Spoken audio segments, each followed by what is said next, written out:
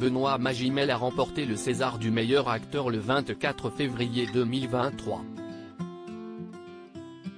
Interviewé par Paris Match, l'acteur s'est confié sur sa manière d'élever leur fille, Anna, avec Juliette Binoche lorsqu'ils étaient ensemble.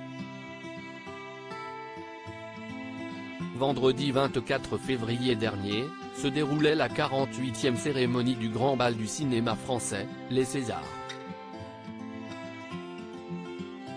La soirée a été marquée par l'arrivée surprise d'un des plus bels acteurs du cinéma américain, Brad Pitt.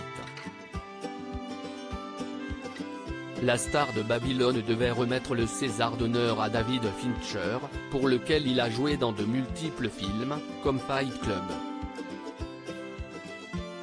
Autre moment marquant, Juliette Binoche a interrompu Jamel Debbouze en plein discours d'ouverture.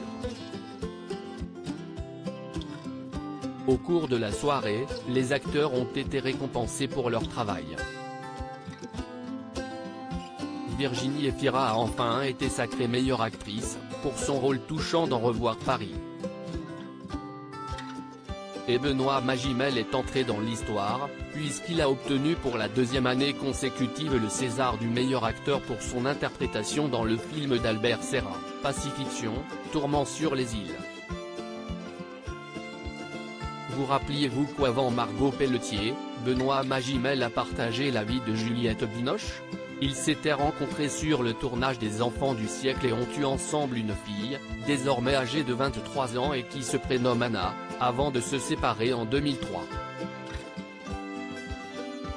Je veux être un père avant d'être un acteur connu. Interviewé par Paris Match, paru ce jeudi 1er mars 2023 dans les kiosques, le papa de 48 ans s'est confié sur l'éducation de leur fille. Il y a 20 ans, les projecteurs étaient surtout braqués sur Juliette Binoche. C'était plus simple pour moi. Il m'est arrivé de refuser un film si elle était engagée au même moment afin que l'un de nous reste auprès de notre fille. J'ai évité les nounous, j'ai essayé d'être dans la normalité. Parce que l'absence ne se remplace pas.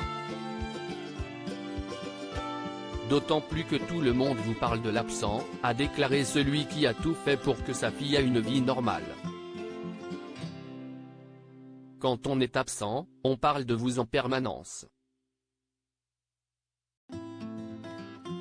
Et moi, je veux être pour elle un père avant d'être un acteur connu, les mêler le moins possible aux événements et à leur retentissement, continue-t-il avant d'expliquer son propre rapport à l'absence. Mes parents s'étaient séparés, leur relation était conflictuelle, et je passais un week-end sur 2 chez lui. À 16 ans, comme on a le choix, j'ai arrêté de le voir. Des confidences touchantes de celui qui prend son métier de papa bien à cœur.